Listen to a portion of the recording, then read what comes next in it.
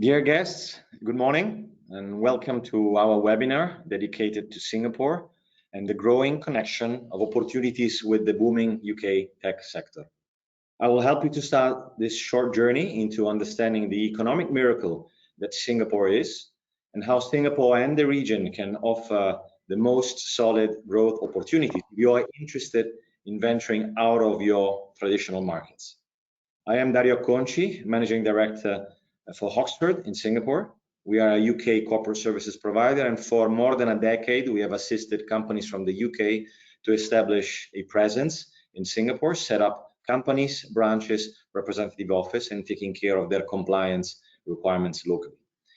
We will start our journey with four brief presentations by four distinguished and very passionate speakers who will give you insights, suggestions, and tools from a commercial, ecosystemic, and institutional point of view. We will then have a panel discussion, which will be open to a Q&A session.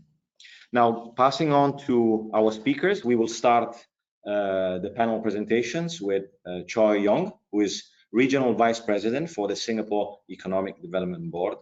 The Singapore Economic Development Board is the key government agency in Singapore that contributed in the past and nowadays to the economic miracle that you have in Singapore. It implements the strategy and the vision of the government, which in the current era is to make Singapore the center for innovation and technology. He will be followed by Max Purat, head of APAC region for Tech Nation, which is the most important UK network of tech entrepreneurs, offering growth programs and solutions to tech startups in the UK and in their expansion out of the UK. He will be followed by Claire Bull, who's head of marketing of Asia Market Entry, which is a consultancy firm established for many years in Singapore that helps companies with business development services, channel development, direct sales, among other services. I think it's very interesting, the array of speakers we have. If I just look, for example, Asia Market Entry, their service is functional to what then will Oxford do. So once you have established your sales, Oxford with Salvatore will talk to you about establishing a presence, how you can use Singapore from a structuring perspective to venture into other Asian markets.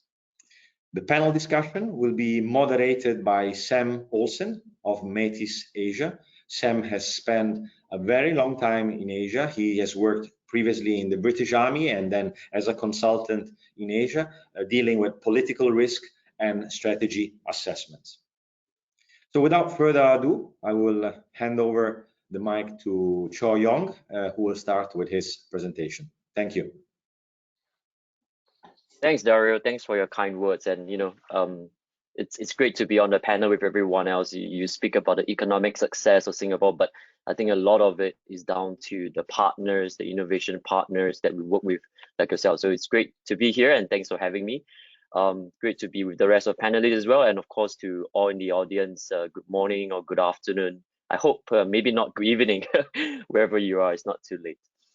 So like I said, my name is Choi. I'm from the Economic Development Board of Singapore, and I'm based in London, actually, currently in Paris. So travel is starting to come back in this part of the world, so that's quite thankful for that.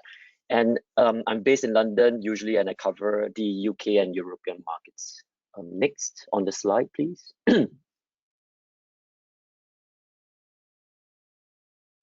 So just a quick introduction about EDB. We're a statutory board under the Ministry of Trade and Industry.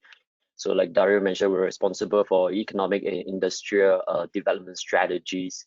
And we do take an integrated approach to economic development. So if you look at the chart, there's EDB, but there are also our sister agencies that we look at research collaborations with industry, local enterprises, and of course, industrial and commercial land users. Next slide, please. There are two aspects of what EDB does, right? So to just break it down. So I think one part of what we do is what we call investment promotion. So we support and facilitate companies setting up and expanding in Singapore, of course, with our partners that are on the panels today. And for these companies to access the Asian market through both tangible and intangible support. So we like to see ourselves as the one-stop shop government agency, public agency for companies wanting to land in and expand from Singapore. The other part of what we do is less visible, but I would argue more strategic. So we also do industry development. So we look across sectors where Singapore and its companies and businesses can be competitive, and then we actively grow that sector.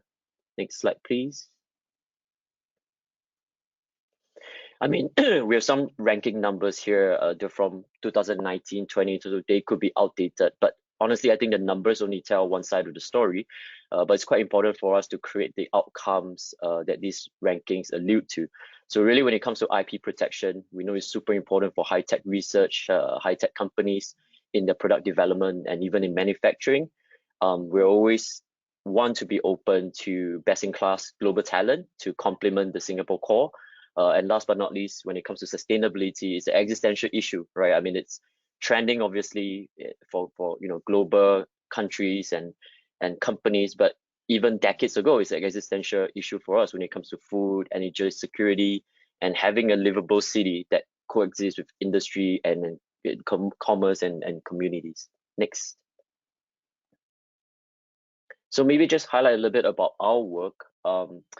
If you look at some of the industry development work we've done, we tend to focus a lot more on the verticals, things like electronics, semiconductors, biomedical, energy, and chems. But increasingly in the past decade or two, we're also focusing on the horizontals that cuts across industries. And obviously, very relevant to the conversation today is really growing the digital horizontal in terms of digital services, digital infrastructure, digital tech companies themselves, and also for companies in other sort of non-digital native industries to transform themselves digitally. Next. I think it's quite well known that Singapore companies and businesses are in Singapore not for Singapore, but really Singapore is the gateway to Southeast Asia. There are many numbers, many stats there, but the one I like to highlight is often the human people statistics. Southeast Asia is a region of 650 million people, a consumer market that can go up to $1.2 trillion. And I think most importantly, this is growth by fundamentals, the growth of an affluent middle class, the growth of consumption and discretionary spending, and not growth by stimulus or capital bubbles. So I think that's quite important. Another stat that I usually like to highlight is really the growth of the internet economy. And again, in terms of the people numbers, today out of 650 million people, there are 400 million of us connected in Southeast Asia. But the interesting fact is that 140 million only came online in the past 5 years, and 40 million of us came online in the past year alone in 2020 during the COVID pandemic. So these are huge increase in numbers. But more than that, I think the increase in numbers also show that there are more consumers willing to consume digital services. So more than 1 in 3 started using digital services because of COVID in the past year, moving into areas like e-commerce, groceries, fintech, lending, education, entertainment, and beauty online. And 9 in 10 have expressed that they will continue using them. I think beyond just the sheer numbers, it's these consumers come with a new set of expectations. So 90% of us in Southeast Asia, we connect primarily by the smartphone.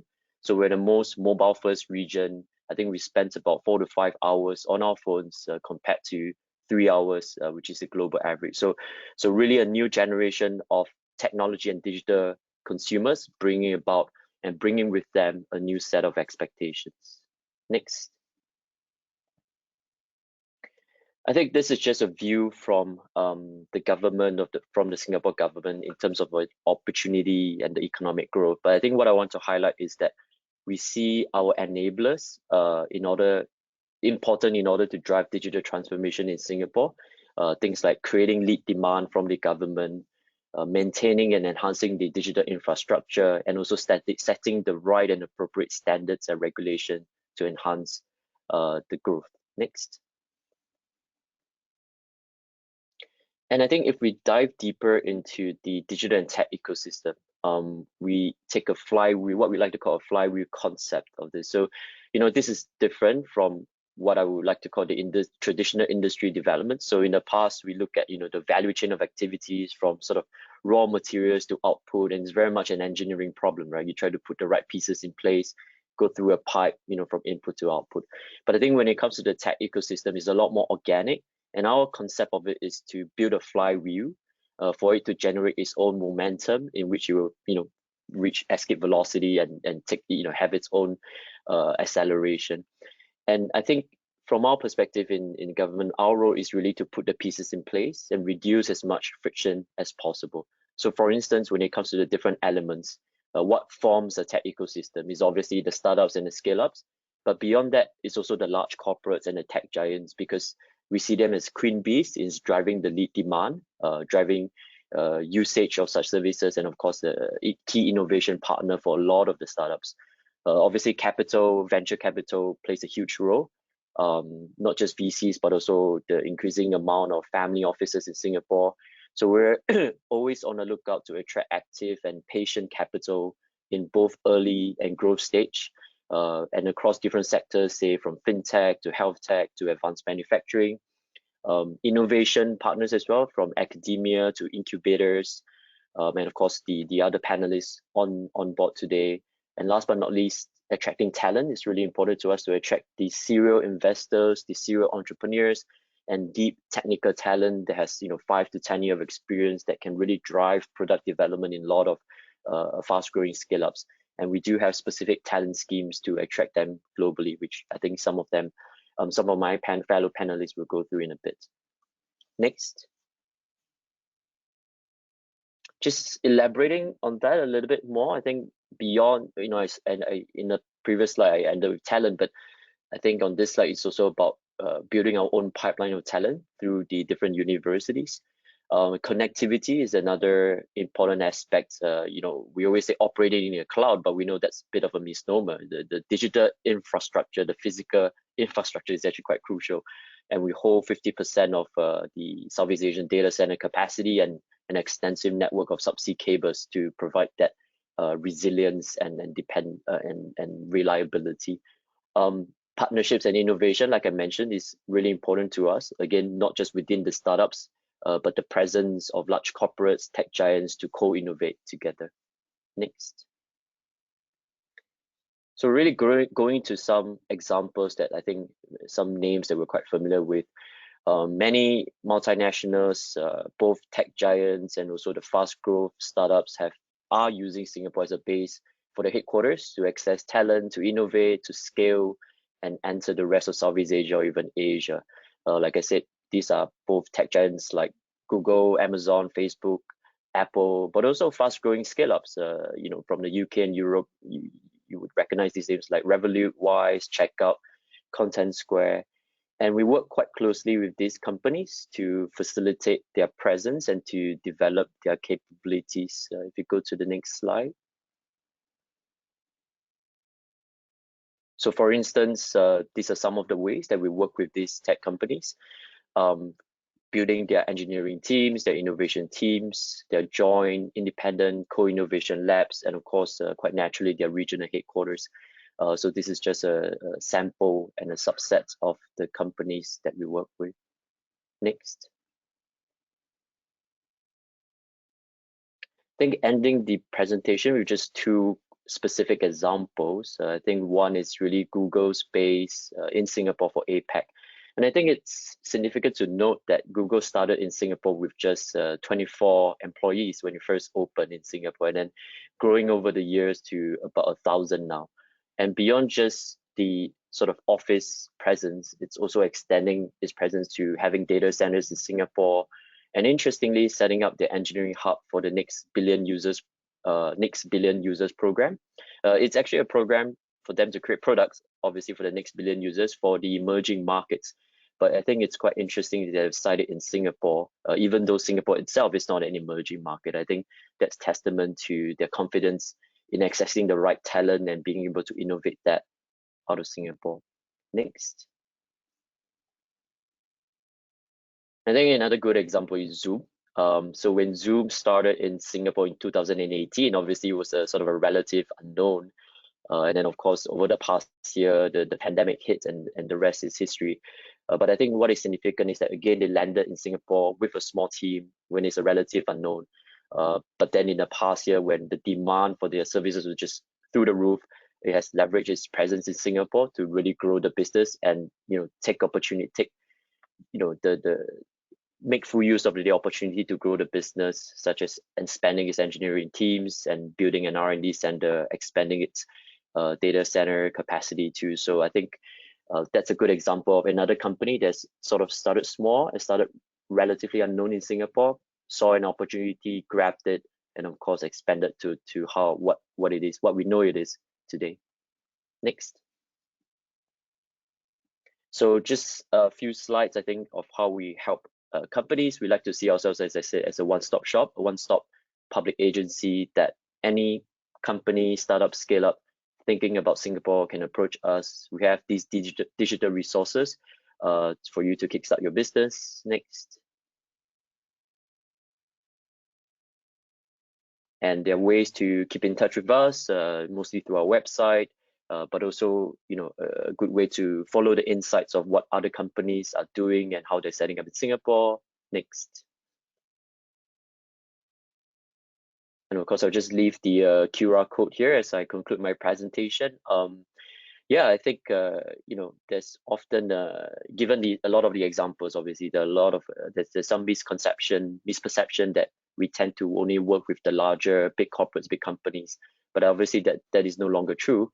I think we're equally open to the volume of startups and scale-ups that are interested in setting up in Singapore. And again, together with our partners on the rest of the panel, we're very keen to help you or your business land in, and of course to expand in Singapore. So thank you and enjoy the rest of the presentations, and I'll be right back later for the Q&A.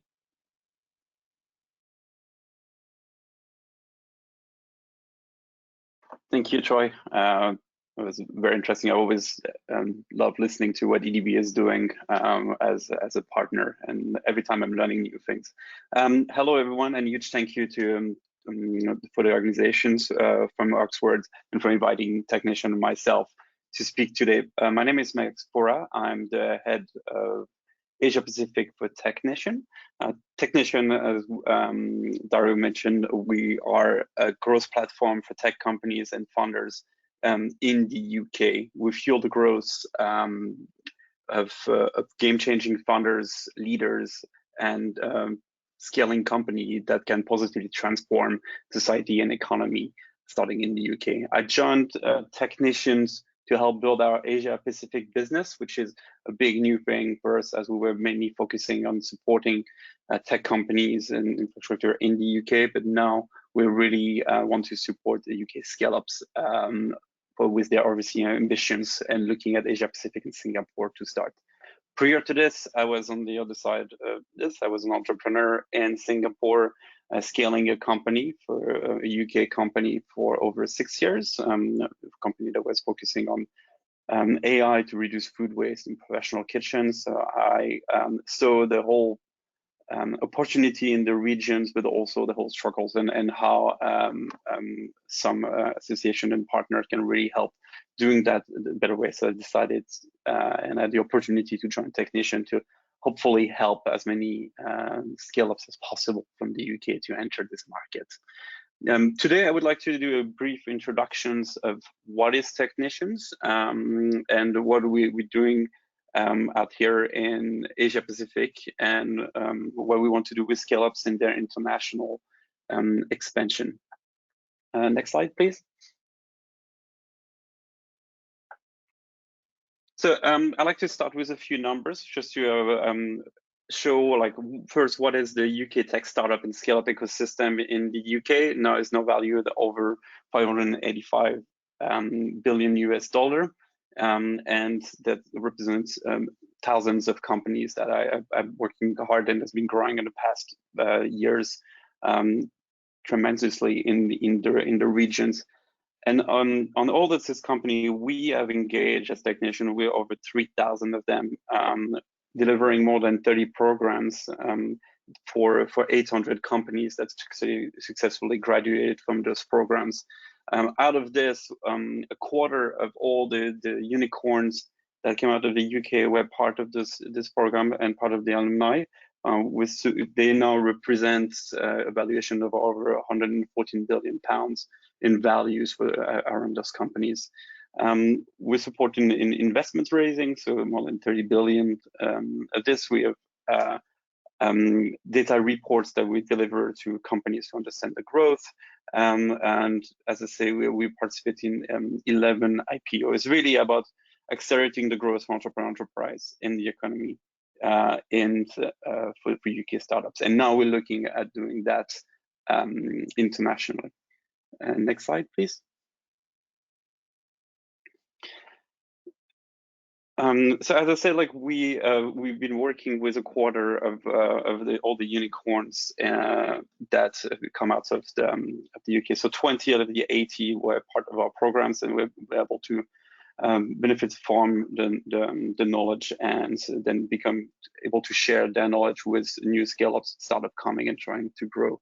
We're able to doing that not only by our programs, but also by the visa offers that we're doing. So we support international talent that wants to come into the UK to be able to either work with a company or fund a company in UK and be supported through this. So just over the last year, we had over 420 founders that came through this international program and started business in the UK or grew their business in the UK.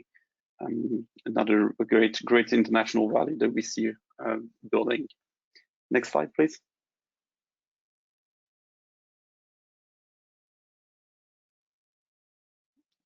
And we can make a correlation, like when we look at the digital tech service exporter in the world and the growth of the UK exports by more than 25% since 2015, we can see a correlation with the growth of technicians and what has been done and our company. And that shows a clear message is that there is an appetite for UK digital tech services across the world. And the logical next steps for us to support all the scale-ups and alumni is to internationally. So we asked the last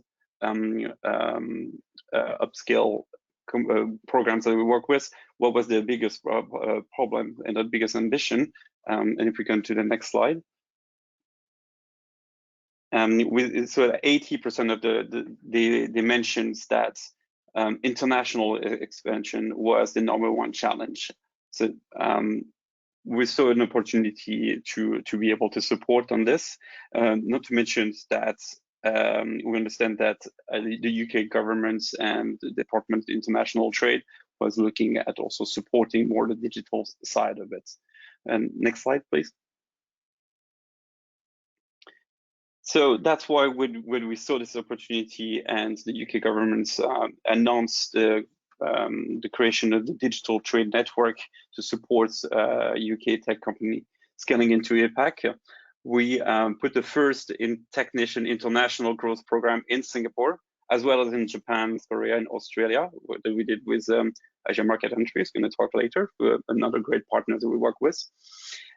We were able to bring a lot of our scale-ups that some of them you can see on the screen to first understand the interest of going to Asia Pacific, understand better the opportunity to come, especially in Singapore, to grow and to work with different partners on the ground and kind of navigating through the opportunity, navigating through the right partnership that you can see as the ADB support or Singapore Innovates, Enterprise Singapore, to name a few. And that's one of the results that we saw from this program is that most of those companies, if not all of them, have a plan now to expand in the regions and to grow in the regions and have made connections both in terms of partners that can deliver things for them, but also through corporates and through business opportunities. So the 4 growth programs that we launched are really confirm the opportunity that we saw and confirms the work that was done by the UK government towards putting in place the digital twin network and to partner with technicians to deliver this, that there was a great way to work more in the partnership between Singapore, Asia Pacific, and the UK and the tech startup. So we can go next slide, please.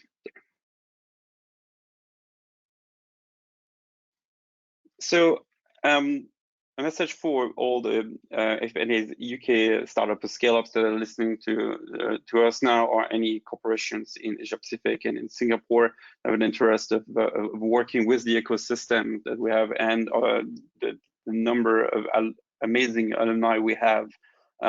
Please do not hesitate to reach out to us. So we work in market intelligence, market entry support, pinpointing the right partner, personal consultation with our teams on how we can understand how to support and where to support and where to open the right doors. Matchmaking with investors and business opportunity, but also access to our international network of people that did it before.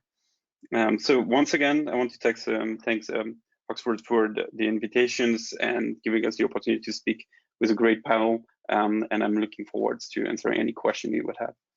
Thank you very much.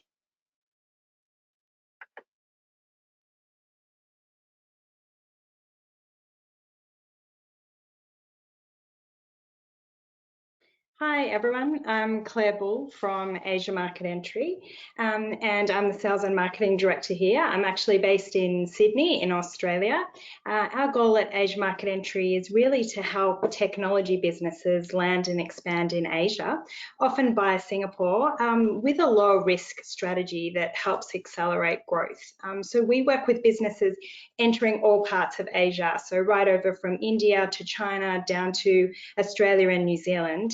But we're headquartered in Singapore, and our most often recommendation for UK businesses looking to enter Asia is to do so via a base in Singapore. So today I'll be taking you through a few of the steps that you might need to be thinking about when entering Asia. So if we can go to the next slide, please. Just a quick little overview about AME and who we are. So we are a partner of Microsoft's in their geo-expansion program, which really means that any Microsoft partner business who's looking at moving into Asia comes and has a chat with us about their market entry requirements.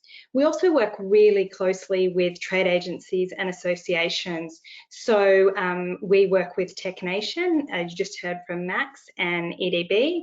And in addition to that, we make sure that any business that comes to Asia Market Entry for advice on how to enter a market, we make sure that they understand what's available to them in relation to grants from companies like, from trade entities like TechNation and DIT, and then in the home country that they're landing in, such as EDB in Singapore, we really like to make sure they're informed of what help is available for them, because as you can see from the last two presentations, there is a lot of help available, and we like to work alongside those organizations. In terms of the types of companies we work with, it's any B2B tech business. So we work across a range of verticals, so medtech, fintech, edutech, regtech. We help all of those businesses to build their pipeline and develop business across Asia. Our team is a mixed group based in Singapore with some people in Taiwan, Vietnam, and me in Australia.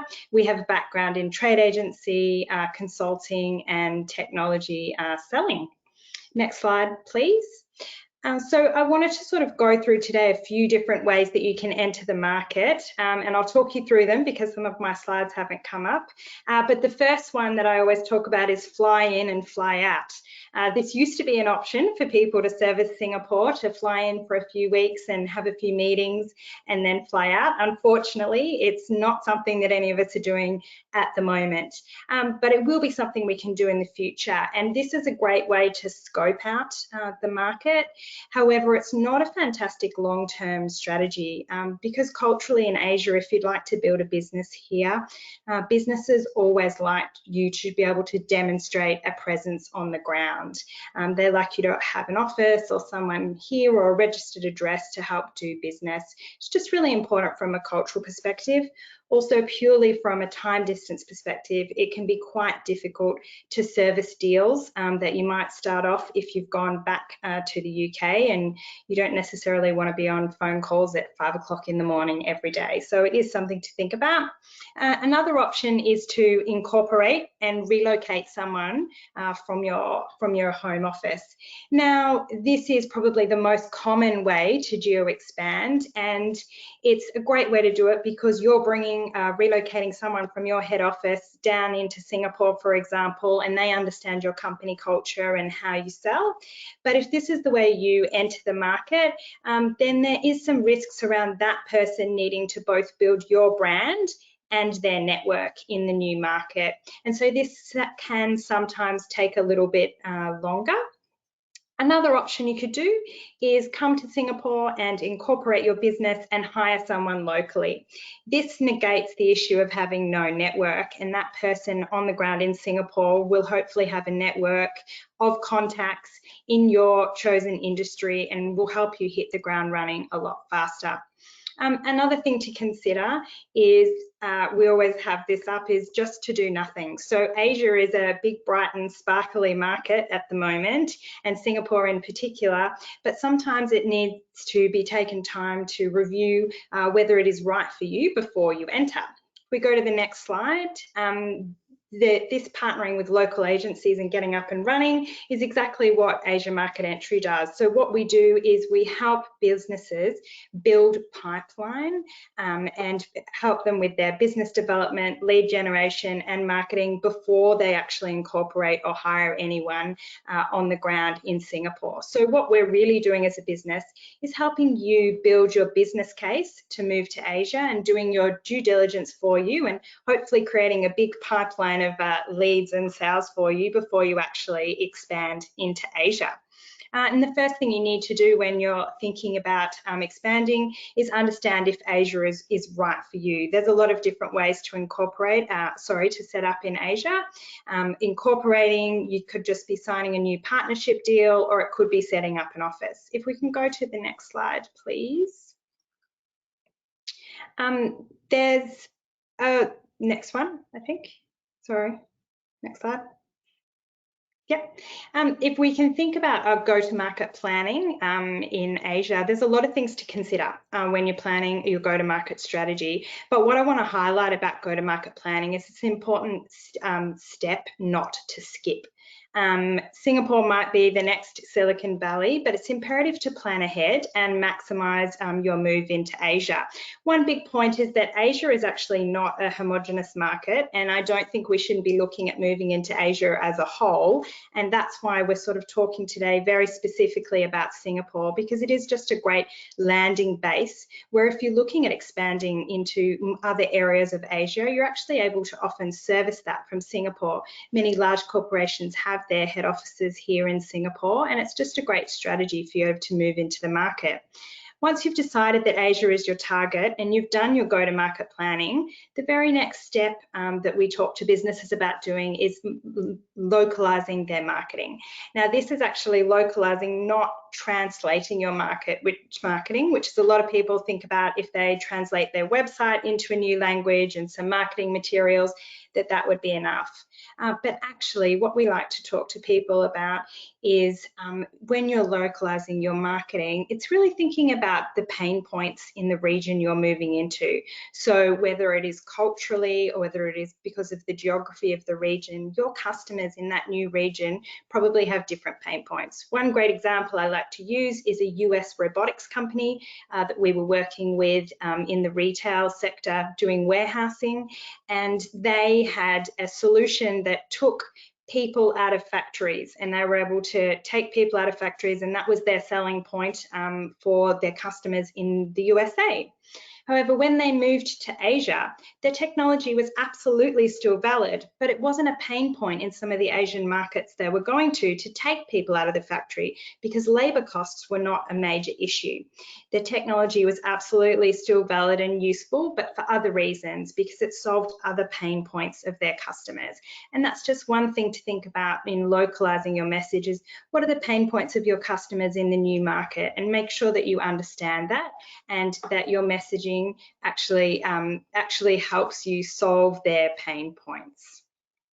Now, just one other point on marketing is how important branding is in Asia compared to the Western world. So it's really important to be able to demonstrate case studies and brands that you've worked with before.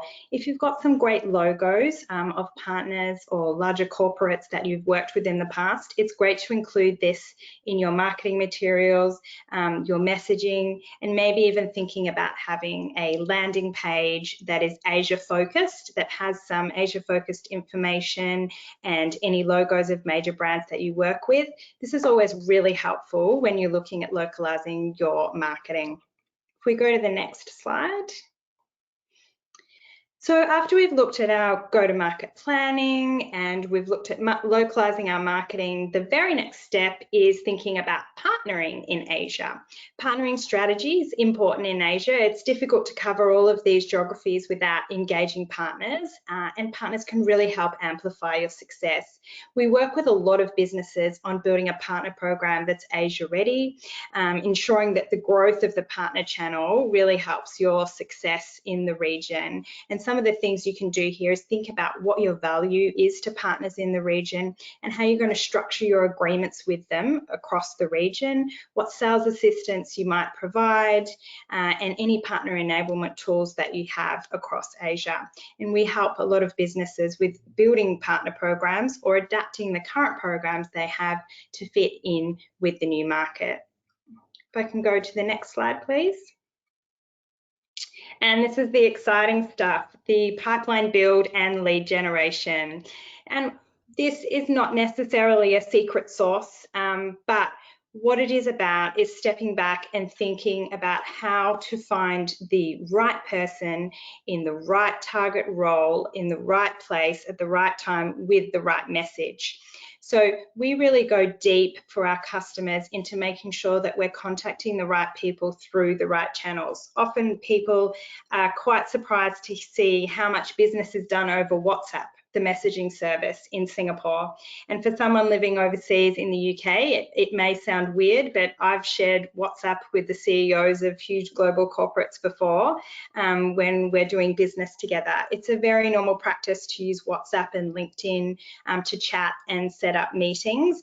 And this is just an important thing to know if you're doing business in Asia and you're trying to build pipeline and generate leads. There is culturally some different ways of doing business in the region, and that's just really important to inform yourself about the different tools that are available to you. We use a solution selling method, which you may know from at home, but it's just the way that we execute it here in the region that's really important to be mindful of. If we go to the next slide, please. I'm not going to talk about this at all, operational setup. It is something you absolutely need to do, but we don't do that, and we would just refer you over to Hawksford, who is speaking next. I'm sure they'll do a much better job of talking about operational setup than me. So if we go to the next slide, this is really my last one. It's one more, sorry. It's a little bit of a case study on the, yeah, great. Just showing the timelines that it might take for you to enter Asia. So as an average of the businesses we work with, we say that it's around 12 months until the time to incorporate. The first couple of months is that go-to-market planning step I mentioned was really important. Then moving into the marketing and partnering planning, and alongside that, starting to build the lead generation and business development. A lot of companies can look to incorporate in Singapore within 12 months. Some do it a lot faster than that. Some decide to work with us for a longer period before they decide to incorporate. So it just depends on what works for your business. There's no one right or wrong way. If we go to the next slide, this is my final one. I've just got some contact details here. So I'm based in Australia. I've put Steve Dawson, our Managing Director, who's running the team in Singapore. Feel free to contact us on LinkedIn or by email. And I hope that I've quickly given you a few tips about how to land and expand with a lower risk in Asia. Thanks.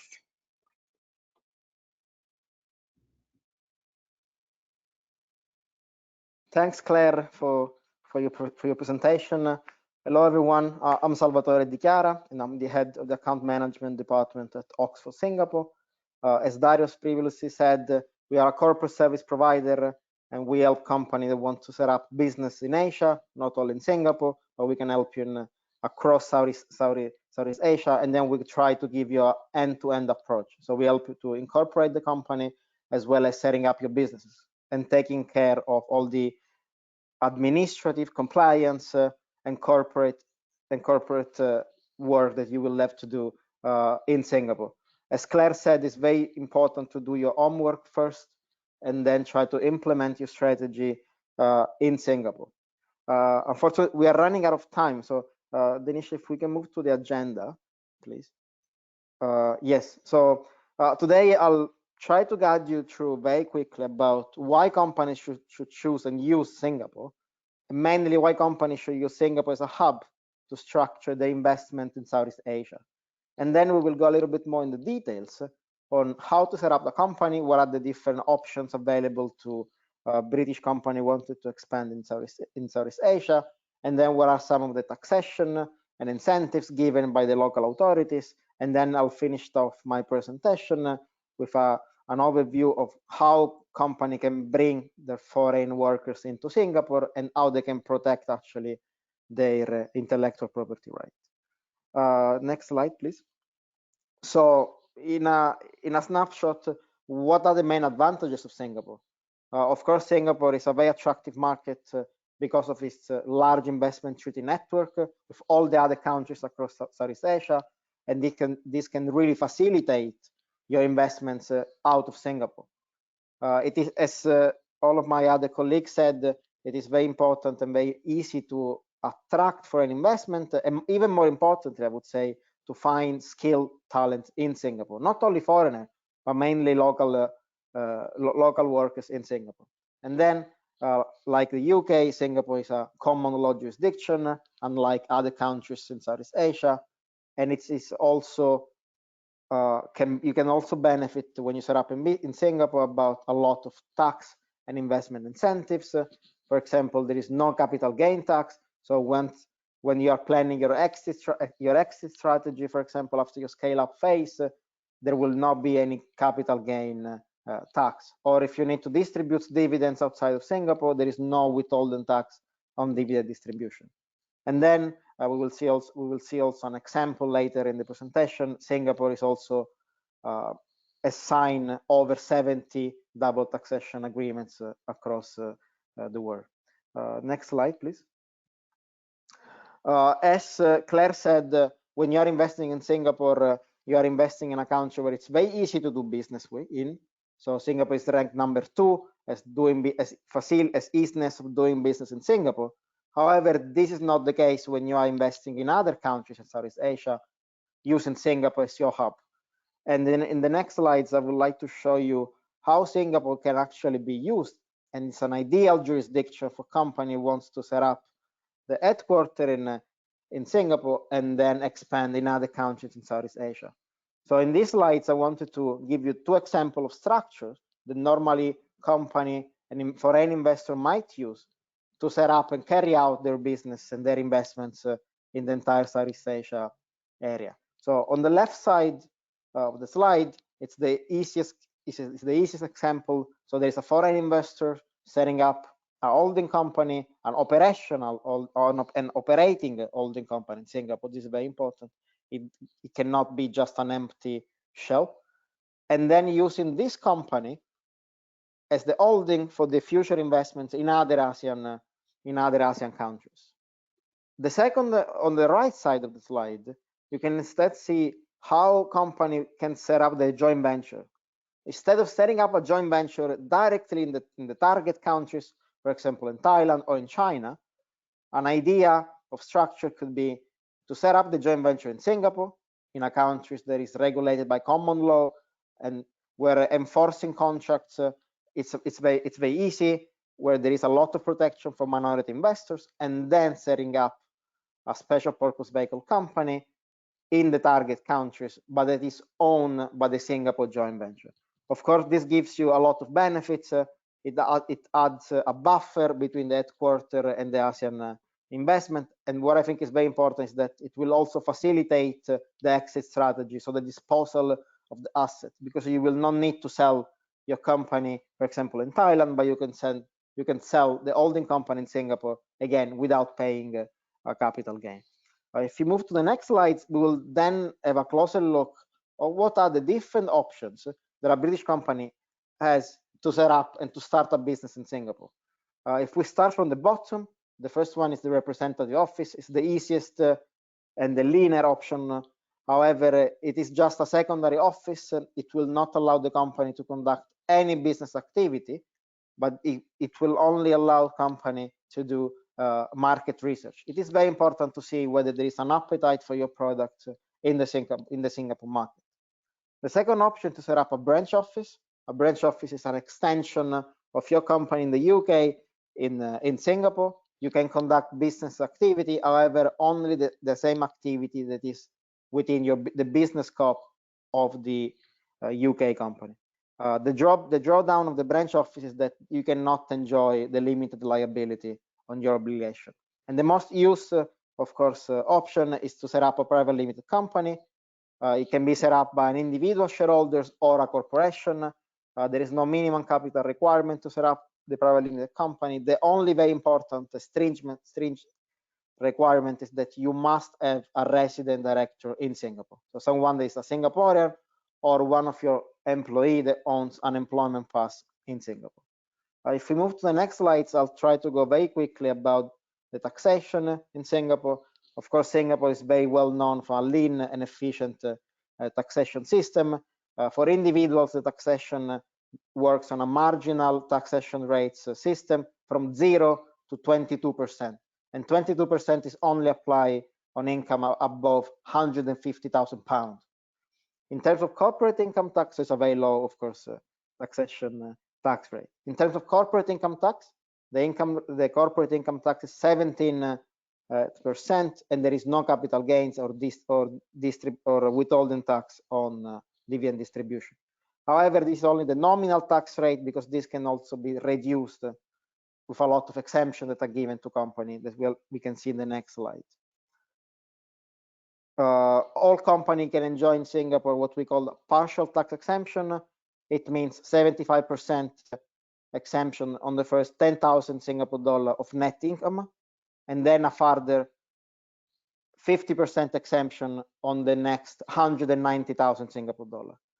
This will actually reduce the tax rate from 17 to 8%. And it becomes even more appealing for startup, because the exemption is 75% on the first 100,000 Singapore dollar, not 10,000 like before, and then a further 50% exemption on the next 100,000 Singapore dollar of net income. If we move to the next slides, I put here an example of a DTA between Singapore and China. I don't have time to go through it, but please ask me any question during our panel discussion. And let's move very quickly on the immigration side, because I think it is really important for company that can be able also to bring their foreign management in Singapore if needed. There are different passes available, and the most common one that are for professionals is the employment pass. It is not subject to any quota in Singapore. It means you do not need to have a certain amount of local employees to apply for this pass. However, the requirements are quite difficult to meet.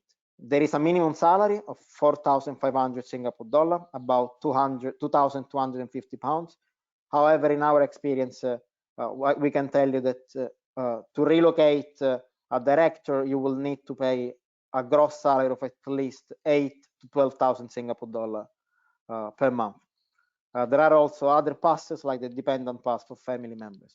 And I'll finish out my presentation just giving you, this is the tech pass. There is a special pass given out by EDB. We can maybe talk more about this pass during the panel discussion. It is only for big company in the tech industry.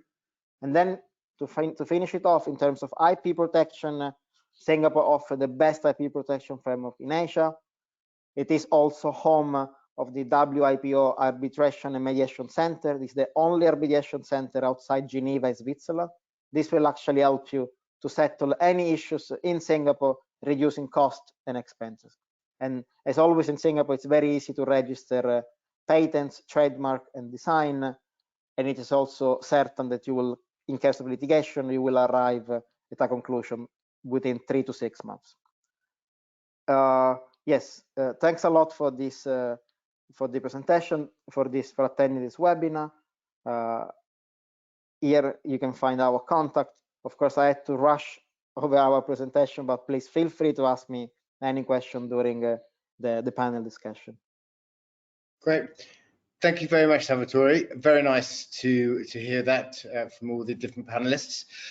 So could everyone just come back online? Fantastic. So just a quick word about me and about Masterclass Asia before we start. Thank you very much for Hawksford for inviting me to moderate this panel. Masterclass Asia, we are strategy consultants and political risk analysts based in London and Singapore, and we specialize in looking at helping Western companies invest in this part of the world.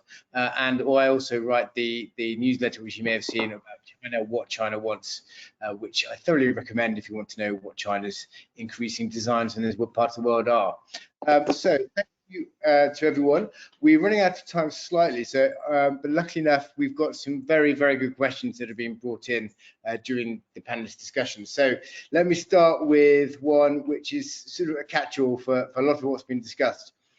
What is it that makes Singapore such a good place to invest in from a British tech company point of view?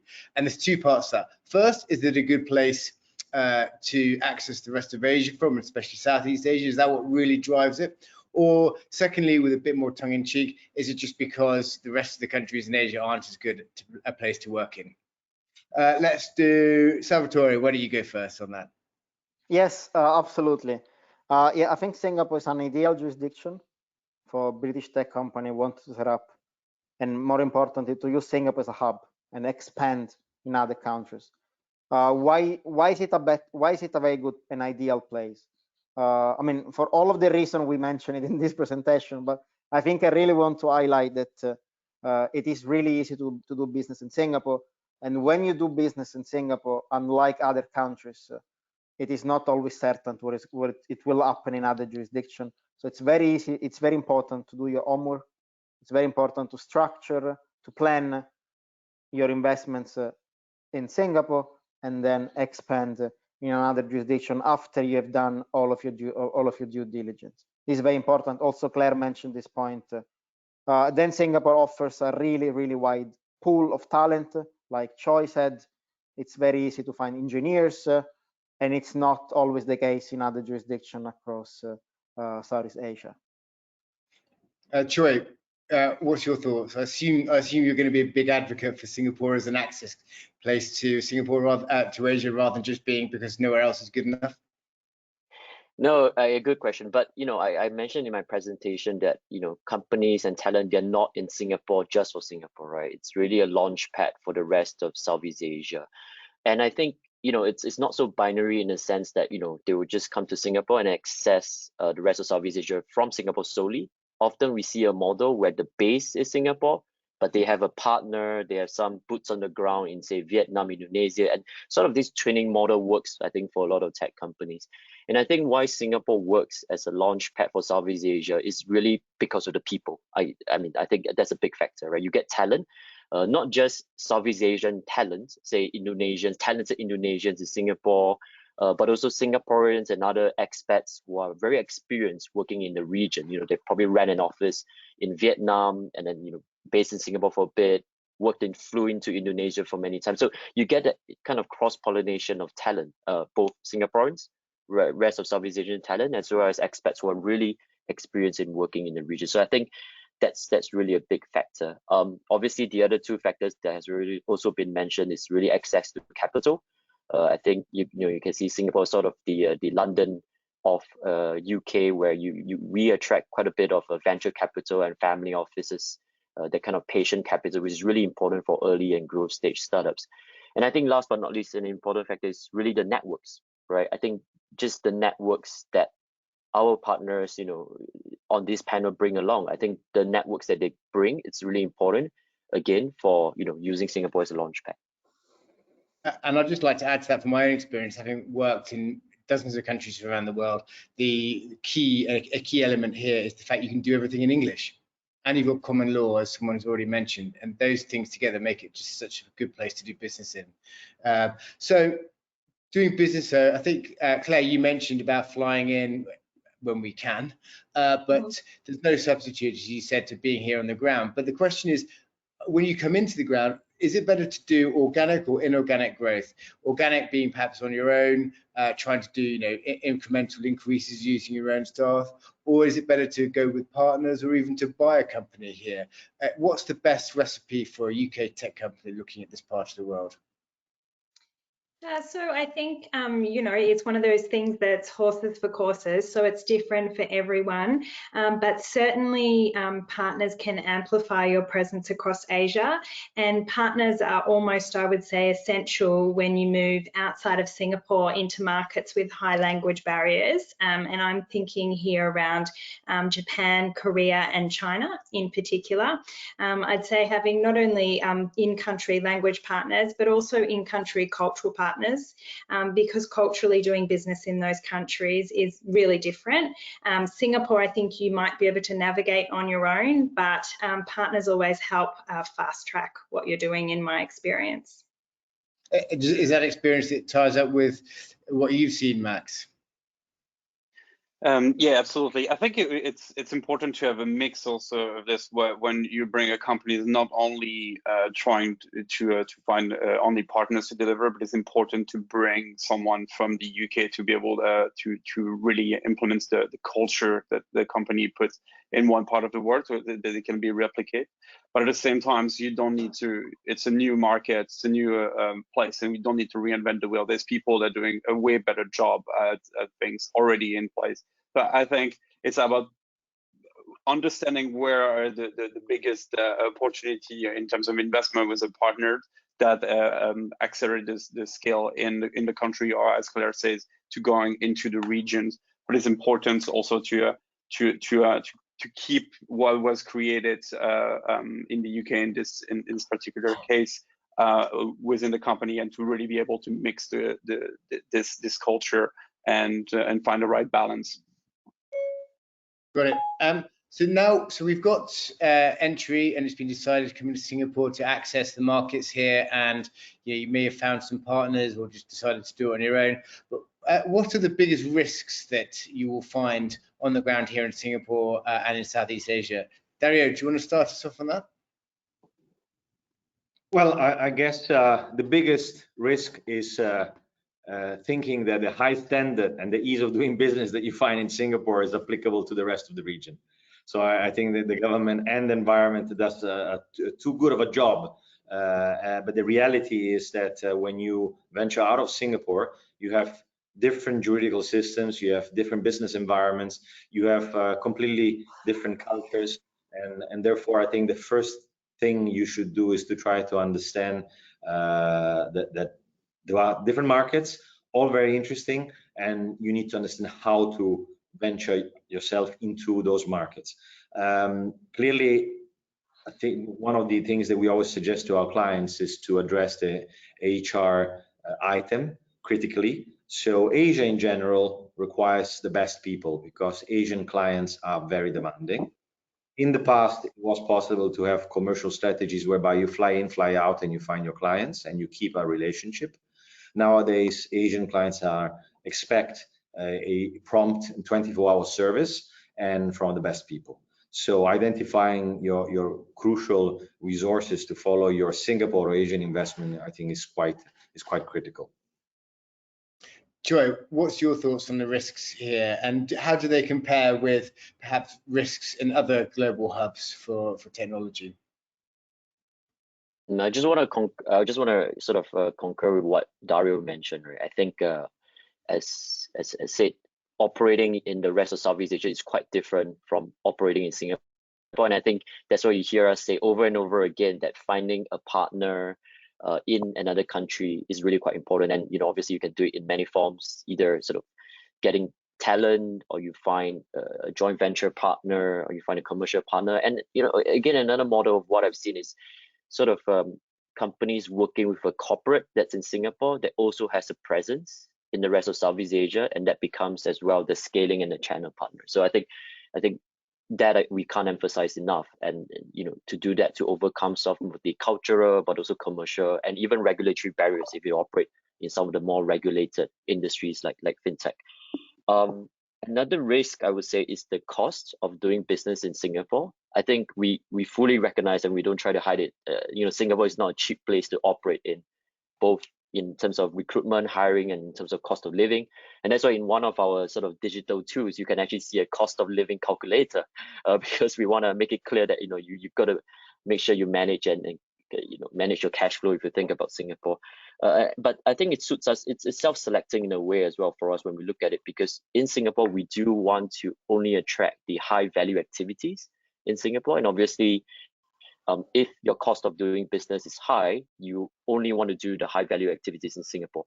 So I think that's quite self-selecting in a way, and I think a lot of companies should think about, okay, what are the most high value activities that I need the best talent for, and then site them in Singapore, and do maybe some of the other things in other countries, lower, not say sort of low value, but slightly lower value, and you can access sort of at a cheaper cost in other countries. And I think this is sort of a very, to your question about Sam, about how this compares, I think this cost of living is the same, right? If you look at the startup scale-ups in London, a lot of them have very innovative and high value activities in London, and maybe do some of their, say, software engineering out of Eastern Europe or in Spain, and they do that remotely, hire a team of 5 in Eastern Europe to do some of the software engineering. And I think that's a model that a lot of companies do in Singapore as well.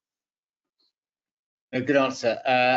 In terms of the expense, though, I suppose one of the things that people will be worried about is how long to keep trying, or how long they're going to need to budget to keep trying to make it here.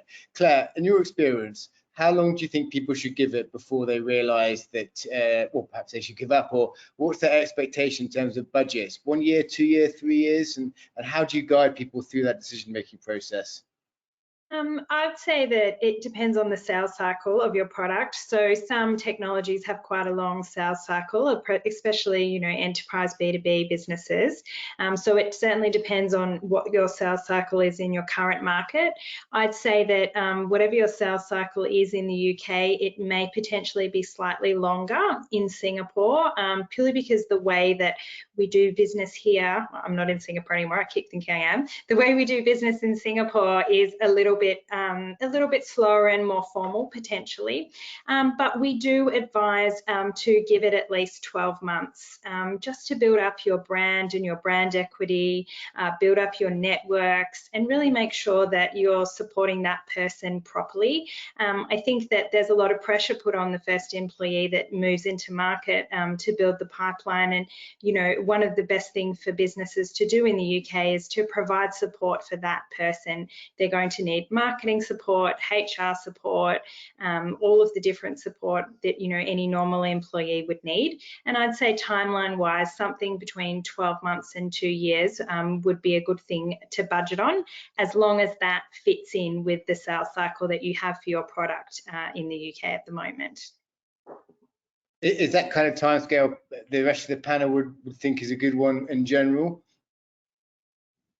I think yes. There is also like all these things that goes before. So very often when we start talking to scale-ups that want to enter the markets, we actually send them back to do more homework and to make sure that they don't neglect the nitty-gritty parts of establishing properly, to really have an understanding like what it takes to come to the markets. Understanding what is the sales cycles that Claire is talking about that is going to be different. Do you need to adapt your product to be more market fit? And then to maybe not necessarily enter the country directly on your own. So to a point that we did earlier, there's a lot of great organization accelerators here that can support in without having to open an entity, to really have a better understanding of the markets by doing roadshow when we can travel, but then have people representing them with a business card and an email address of the company to understand a little bit if this homework that we did is applicable in theory. And so I think that's an approach that can help by being a little bit more thorough and not forgetting the boring stuff in a way. So you can make sure that you have budgeted the right way, and you know that who are your top targets of clients and how long it will take you to be able to access this, and you have the partners to help you boost that entry in a way. Good. So I'm just looking at the time. I think we've got time for 2 more questions, and there's a very good one here, which was, what kind of sectors does Singapore actually want to attract now? And what are the biggest opportunities for British companies in those sectors? And this person specifically talking about precision engineering, but I mean, I suppose we can broaden that to health tech, fintech, etc., etc. So let's start with the representative from Singapore himself, Choi. What would you say would be high on your list of companies and sectors you want to come to Singapore from the UK? So my answer is going to be a little bit abstract. So hope you guys can follow me a little bit. So I think when you think about the digital and tech industries, obviously there are some sub verticals, right? You have fintech, health tech, edutech, regtech, and I think how we see is that these are traditional industries that Singapore are already strong in, say finance, obviously healthcare. So this is really just technology being applied. And obviously disrupting these sectors, which I think we're quite well positioned for. So you're right in these verticals that, again, Singapore has traditionally been quite strong in. We're trying to attract the disruptors, if that makes sense. So fintech, health tech, edutech, and so on and so forth. Now, actually, if you think about technology, digital technology is a horizontal itself, but within digital technology, there are horizontals, right? When you talk about, say, AI, ML, these are technology platforms that can be applied to many use cases, many sub verticals. The same, goes with other precision manufacturing, precision engineering is another one. So again, every vertical has some form of manufacturing. But obviously, if you think about advanced manufacturing and precision manufacturing, that's something again you can apply in many different verticals. So I think we're also trying to attract and grow some of these sort of horizontals within the horizontals, if you can follow me that way. And I think our philosophy in doing that is because moving forward, I think we all see that different verticals and different industries are really starting to converge. Sometimes it's very hard to tell the difference between one vertical from another. And I think the cross-pollination between different verticals is where new innovation will come up. So, I mean, I just give an example. Between fintech and health tech, we tend to see as 2 different sub-verticals of tech. But increasingly, you are seeing use cases where sort of embedded finance is being used in health tech to increase the digital inclusion and healthcare inclusion of many of the underbanked and underserved consumers in our region. So I think, again, once you start to see this convergence, the horizontals become a lot more important.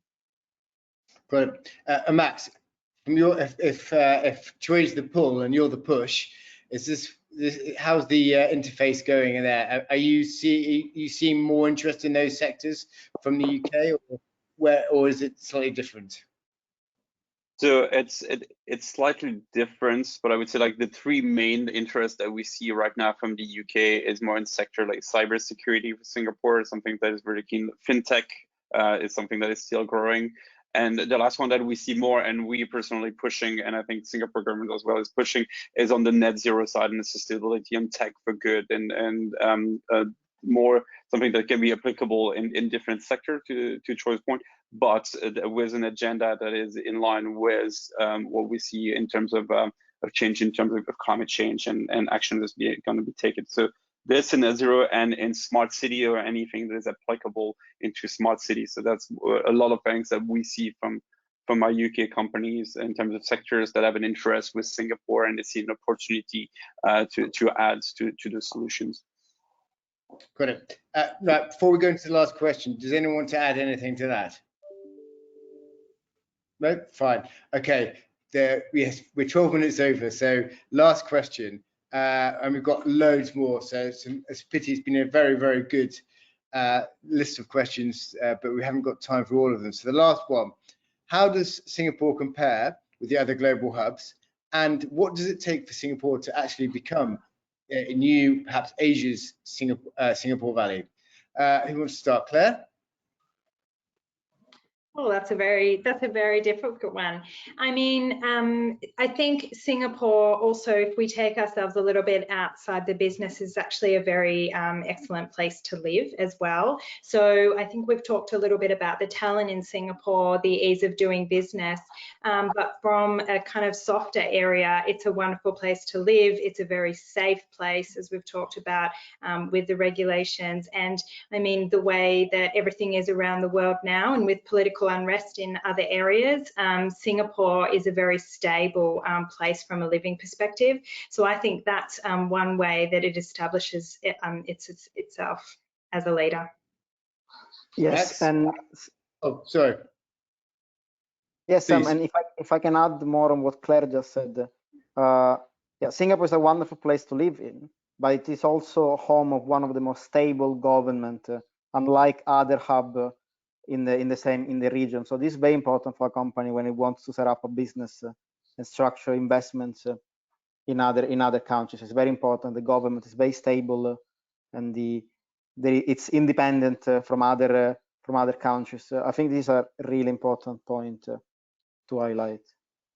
If I may add, Sam, just as a last note, because I feel very passionate about it. So I would say that I'm quite confident in saying that Singapore it is already and will become the Silicon Valley of Asia. And this for two reasons. The first, personally, I've experienced working since 2003 in Asia, in Hong Kong, China, and other places. So I've seen how the dynamics and how these other countries work. And the second one, I'm a passionate of history, and I did study the history of Singapore. And not many people know, but when Singapore was founded, it was really an island with mosquitoes, tigers, and no clean water. So what the leadership in Singapore managed to do is to set out a vision on how to develop and make a prosperous nation without having any resources. So they managed to become a trading hub with the best port in the world, with best airport in the world. Thereafter, they managed to become one of the Asian tigers for semiconductor production. Thereafter, they became an oil and gas hub. And now they are determined to become the center for tech, green technology, innovation in general. So their track record, their history shows that when the government decides which is the direction they want to lead the people and the country to, they succeed. And this is very important to know for all foreign investors. They look at various options in Asia. Joy, any last words to support what Dario and Salvatore have said? Yeah, and maybe I can give sort of the insider perspective, right? I think when we think about Singapore, you can see that most times we are not the first out of the blocks, right? I mean, we to be very honest, we're never like at the forefront of everything, but we like to see ourselves as being the fastest follower, right? Taking things that have been done very well around the world and then adapting it for our region and hopefully try to do it better. So I think this is very relevant when we talk about, is Singapore the next Silicon Valley? When we think about the tech ecosystem in Singapore, obviously we look at the most famous tech ecosystems around the world, not just Silicon Valley, but also London. And I think we've tried to adapt from that. And every tech ecosystem has that elements of the flywheel that I spoke about earlier, where you bring in different elements and you try to let it spin on itself, take away the friction. I think what Singapore adds to that is also the proximity and the connections between the different parts of the flywheel, right? We benefit from being an island city-state, so very well connected, very socially dynamic. But I think what we haven't had in the past, say, maybe 10 years ago, were what we see from a lot of successful tech hubs is that they have cycles of huge exits, right? You have big companies growing very fast, exiting, where the pioneer founding team will go on to do their own thing. They recycle venture capital, recycle entrepreneurial and technical talent and mentors back into the ecosystem. And if you talk about Silicon Valley, this started as early as the 1960s. Everybody remembers Fairchild. It's a great example, right? Fairchild Semiconductors. Although it's a company valued at most at $2 billion, it was a source of, I think, 120 spin-offs and companies founded by their employees worth around $2 trillion, including Intel, which is quite a familiar name today. So we haven't had that. And if you think about Silicon Valley, they had it since the 1960s, almost 60 years ago. So I think but I think this is something to change in Singapore. We have Razer and C IPOing in 2017. Obviously Grab heading the largest spec deal globally, and across the water, Gojek, Tokopedia merging and listing soon. So I think we're starting to see some of these big sort of growing tech giants exiting and hopefully recycling a lot of capital and talent back into the ecosystem. So maybe we're 60 years behind Silicon Valley, but I think I'm quietly confident that we can get there in much shorter time, hopefully. Thanks. Max, last words, 2 sentences. Is Singapore the place for British tech companies to come to? It's definitely the place to come to. One of the places to come to, not only to grow in the regions, but also like to have to support on becoming the next Silicon Valley of Asia by bringing talent. And one of the things, just to add to what Troy was saying, what I really liked in Singapore, it was not only about growing talents here, but it's also recognizing that there was some amazing international talents that could be brought through university to program to help build this. And I hope it's not going to take 60 years. I hope it's going to go a little bit faster than this, but I'm confident we'll see it very soon. Brilliant. Well, thanks very much, Max. Thank you, Claire. Thank you, Salvatore. Thank you, Choi. And especially thank you to Dario, whose idea this was. And behind the scenes, thank you, Denisha, for helping to put it all together. This has been a fantastic this little webinar, and there's so many more questions we could have asked. So if you do have a question and you want to reach out, then I'm sure that Hawksford would be delighted to field those questions, or just reach out to any of us specifically. But thank you very much. It's been a great panel discussion, and I wish everyone on the call and all of you the best of luck in this very interesting environment we have these days. Thank you very much, Sam. Thank you very much. Thanks, Sam. Thank you, everyone. Thanks, everybody. Take care.